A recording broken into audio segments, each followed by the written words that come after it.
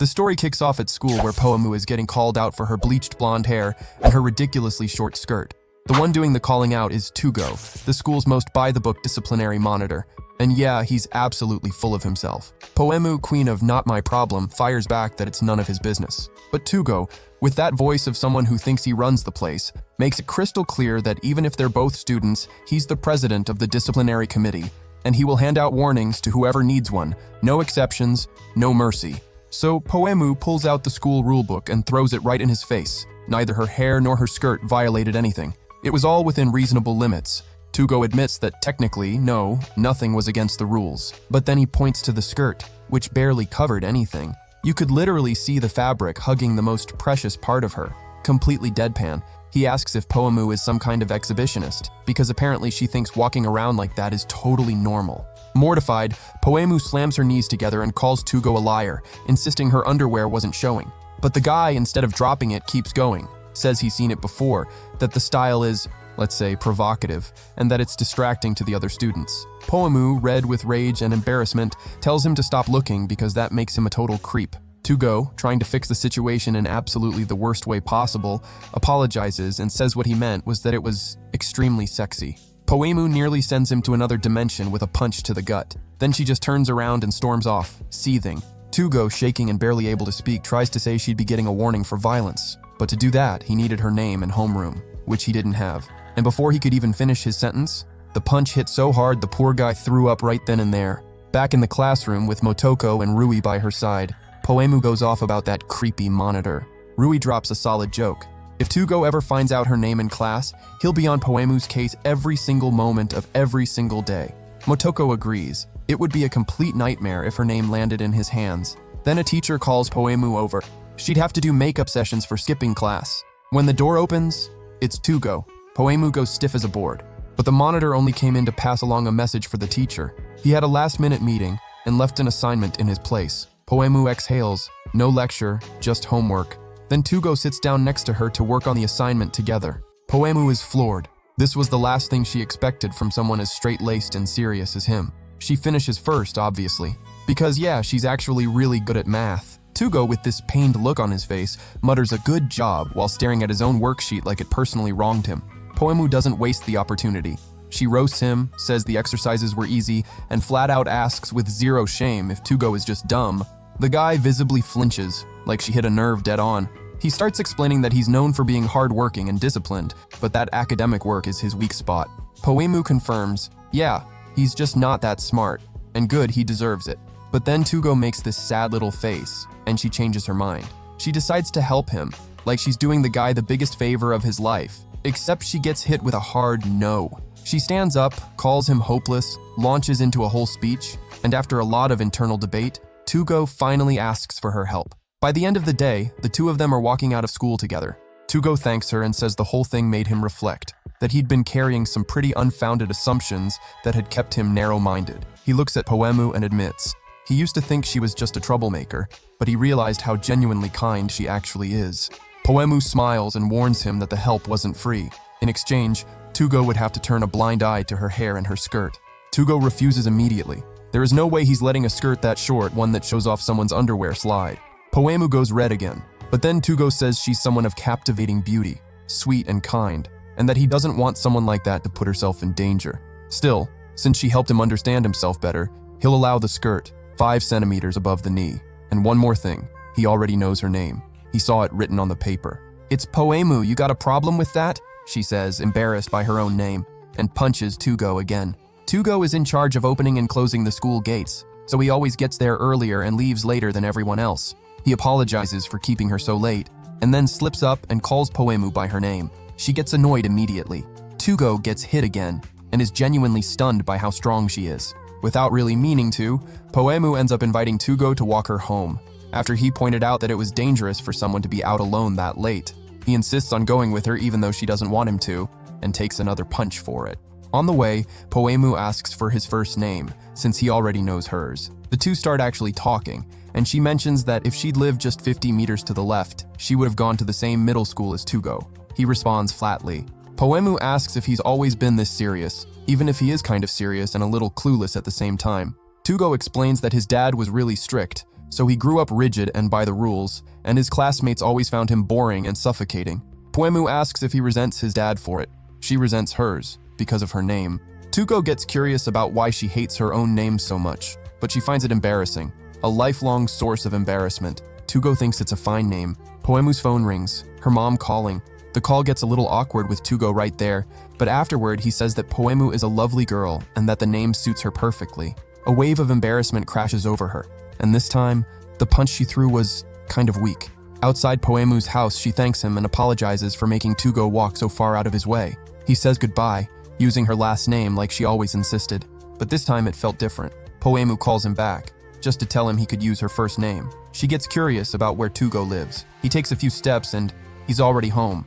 Poemu is completely stunned. The guy lived 50 meters from her house, and they'd never once crossed paths on the way to school. Then it hits her. He always left earlier and came back later than everyone else. The next day, after school, Poemu is at a coffee shop with Motoko and Rui.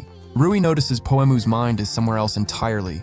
On Tugo, obviously. Her eyes are practically sparkling. Motoko snaps her back to reality. Rui mentions that a student saw Poemu and Tugo walking home together, and asks if it's true. Poemu spits out her coffee, nervous, denies everything, says she would never be caught dead hanging out with a guy like him. At the absolute worst moment, Tugo shows up outside the coffee shop window laying down the law. He asks for the names and homerooms of all three of them. Rui and Motoko answer with absolute delight written all over their faces. Meanwhile, Poemu is panicking. She tries to give Tugo a subtle signal, a discreet wink, but the guy completely misread it, called her by name in front of everyone, and got punched for it. Her friends start roasting her, bringing up old nicknames from before Poemu had her meltdown and started hating her own name. In a sneaky little scheme, the girls almost got Tugo to break the rules without even realizing it.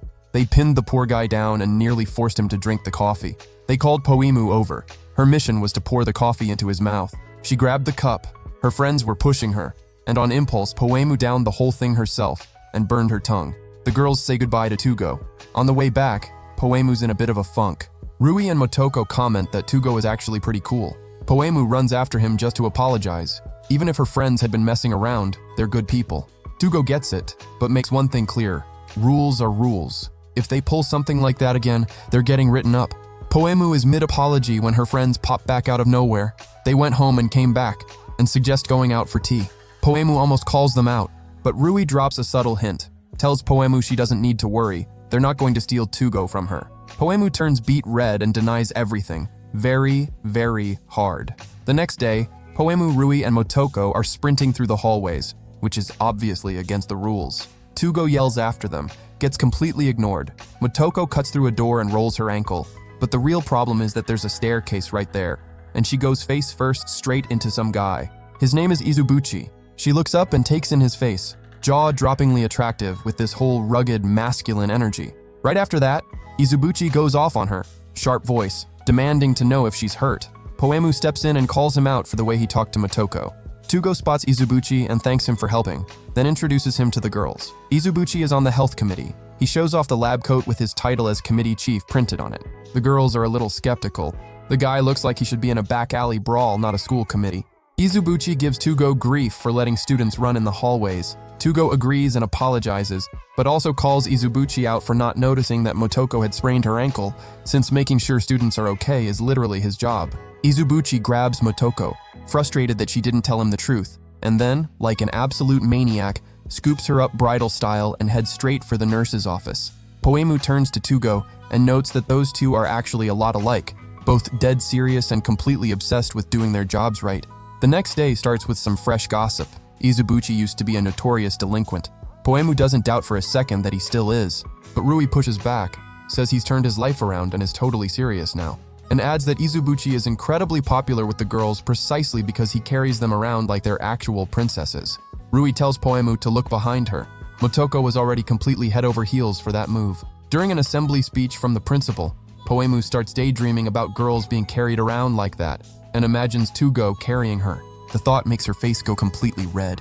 Some students start complaining about the heat and feeling dizzy. Izubuchi shows up out of nowhere, wildly handing out cooling patches to everyone. But Tugo cuts in, insisting on helping him to repay a debt. Poemu watches the two of them make a complete spectacle of themselves and thinks the whole situation is absolutely ridiculous. But then she starts feeling faint herself and collapses into Rui's arms, who calls for help from the guys. The patches are all gone. The only option is to get Poemu to the nurse's office. The question is, which one of them is taking her? Poemu watches as both of them come barreling toward her, fighting over who gets to carry her, and she does not want either one of them. Out of nowhere, Poemu goes full Super Saiyan, and both of them get wrecked. Another school day kicking off in the most classic way possible. Poemu getting chewed out by Tugo. The two of them had agreed that her skirt could be at most 5 centimeters above the knee. But Tugo, of course, didn't trust her word for it and used his own hand to measure. Poemu lost it the second that hand touched her leg and, bam, fist to the face. Rui and Motoko were having a whole serious heart-to-heart with Poemu about the feelings she clearly had for Tugo, but refused to admit. Like, they thought the two of them should just own it already. Poemu obviously denied everything. It wasn't like that at all, but the two of them got completely emotional anyway, because Poemu, for the first time ever, was actually getting close to a guy. Back in middle school, bro, she was literally a one-woman wrecking crew to any boy who dared come near her. Poemu swears that's a lie, that she was totally sweet and harmless. But the truth? The real, unfiltered truth? She was out there dropping boys left and right without a second thought. So she heads off down the hallway, muttering to herself, "Those two are such a headache. This is all Tugo's fault. That airhead. That total doofus." Then out of nowhere, Tugo materializes right beside her like he teleported, calling her out on exactly what she just said. Asks where she's headed. To the library. Tugo lets her know that Rui told him she goes there to nap, and immediately starts lecturing her, worried that if she sleeps that much during the day, she won't be able to sleep at night. Poemu fires back instantly. Tugo has zero business in her personal life, but he disagrees. That was literally his job, keeping order and discipline. Poemu gets to the library and starts figuring out what to read. Deep down, yeah, she used to go there just to sleep, but lately she'd actually gotten into reading. She spots the perfect book. Only problem, it's way too high up on the shelf. And then salvation appears in the form of a guy, Seiichi, a kind, impossibly good-looking dude. But then Poemu notices something about him. The way he talks, the way he carries himself. There was no mistaking it. This guy was another hall monitor. Dude, this school has not a single normal hall monitor. Not one. Seiichi walks over and introduces himself, mentioning that he'd noticed the change in Poemu. Before she only came to sleep, now she was actually reading. He mentions she used to curl up in a corner and crash hard. Poemu gets uncomfortable finding out he'd been watching her sleep. She then asks if people wouldn't think it was weird seeing her read, like a total fish out of water. Seiichi tells her not to worry about that, even if it was true, because watching her focused on a book was as beautiful as a work of art. Poemu is completely floored by that. Seiichi recommends a book for her. Suddenly, a whole crowd of girls swarms around him, all very obviously trying to flirt. He was popular with the ladies. He seemed like a show-off, but he actually had the goods to back it up. As for the book, Poemu found it genuinely interesting. Later, sitting on a bench next to Tugo, she brings up Seiichi and says she's going to ask him for more recommendations. Tugo raises an eyebrow. Didn't Poemu go to the library to nap? She says she's going to actually read now. Tugo gets all giddy finding out something new about her, and immediately suggests they go see Seiichi together since they're in the same class. When they get to the classroom, Tugo calls out to a short, chubby, buck-toothed, total nerd by name, Seiichi. Poemu can't believe it. No way. Absolutely not. That was not the Seiichi she'd seen in the library. Tugo whispers to the little guy, interrupting his reading, saying Poemu wanted to thank him for the book recommendation. She drops a flat thanks with zero enthusiasm, still in total disbelief that this was the same person. But the chubby guy replies, "No problem," and immediately starts complaining that they came all the way there just to flirt right in his face. Poemu was half a second from knocking him out, but Tugo grabbed her just in time. Tugo explains, this Seiichi was different from the one she'd seen. It was something the whole class knew, but the truth is, Seiichi transforms every time he walks into the library. Like he totally unleashes, becomes a completely different person, way more charming. Nothing like who he is in the real world. Seiichi calls Poemu Sleeping Beauty, hyped up about finding out she liked the book. Tugo says Seiichi is basically a hermit crab in human form. Seiichi confirms without missing a beat. Yeah, pretty much. He apologizes to Poemu, explaining that, appearances aside, he's genuinely introverted. Poemu couldn't care less about the explanation. She just wants one thing. Stop calling me Sleeping Beauty. It's so embarrassing. Seiichi thinks that's a shame, because the nickname is about as embarrassing as her actual name. Tugo asks what the whole Sleeping Beauty thing is about. Seiichi explains he started calling her that because she used to come to the library just to sleep, and the face she made was too cute to ignore. She looked like a little kid snoring away, mouth wide open. Poemu turns beet red with embarrassment and rage. Tugo immediately tells Seiichi to take it back because there was nothing wrong with snoring and sleeping with your mouth open. Poemu was still cute as a princess no matter what. Poemu smacks Tugo. Shut up. There's not a single normal hall monitor in this entire school. Seiichi picks out a book for Tugo while asking him point blank why he's doing pointless patrol routes at lunch.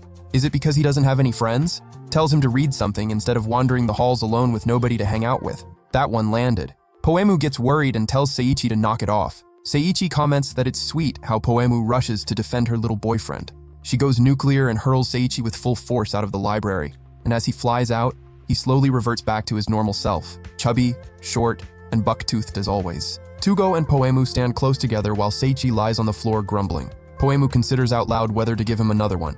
She vents.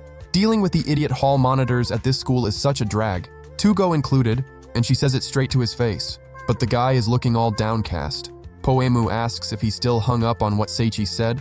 Tugo had genuinely stopped to think. Does he really not have any friends? He tries to convince himself that school is for studying, not making friends. Poemu smacks him.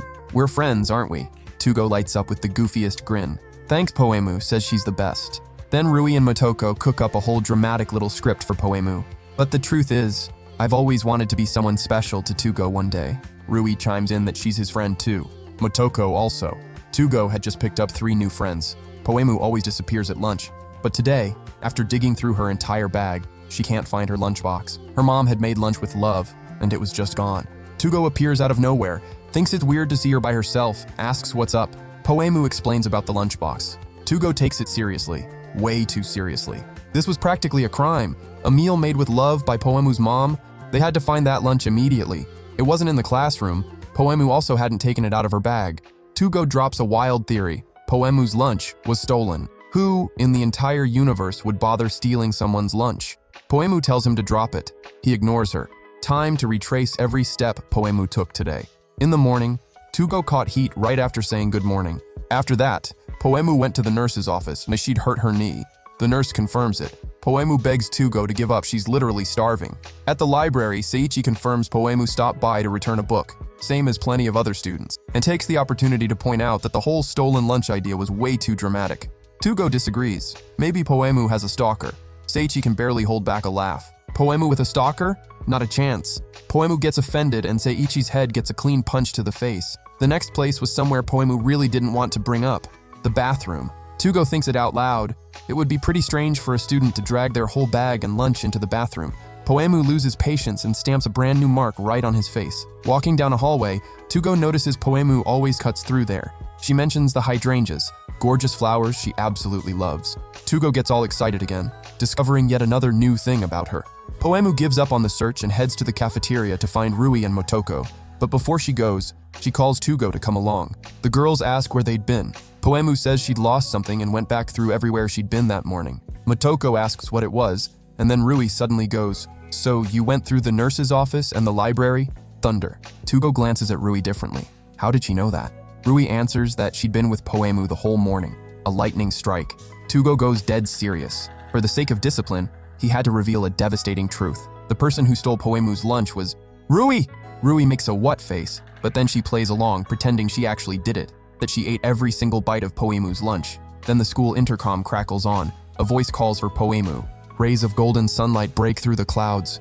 Poemu is fuming as her mom explains, completely embarrassed, that she forgot to put the lunchbox in the bag. When she realized, she ran straight to school to drop it off. Rui and Motoko sprint over to hug the woman, who says she's been absolutely missing those two. Poemu's mom looks over at Tugo and asks who he is. The second he says his name, she replies that Poemu talks about him all the time, that he's quite the interesting hall monitor. The girls rush over to see what's inside the lunchbox. Mom opens it and a themed lunch with little cartoon characters on everything. Poemu lets out a shriek of pure embarrassment and tells her mom to close it right now. She buries her face in the table, absolutely dying inside. Tugo says she didn't have to be embarrassed because he used to watch that cartoon with his little sister too. But that wasn't even why Poemu was embarrassed. Tugo hadn't caught the actual reason at all. Poemu never cared about the themed lunch. Her mom had always made her bento boxes with her favorite anime and manga characters on them, just to see her smile. And for Tugo, someone as kind and wonderful as Poemu, that adorable little lunchbox made total sense. It fit her perfectly.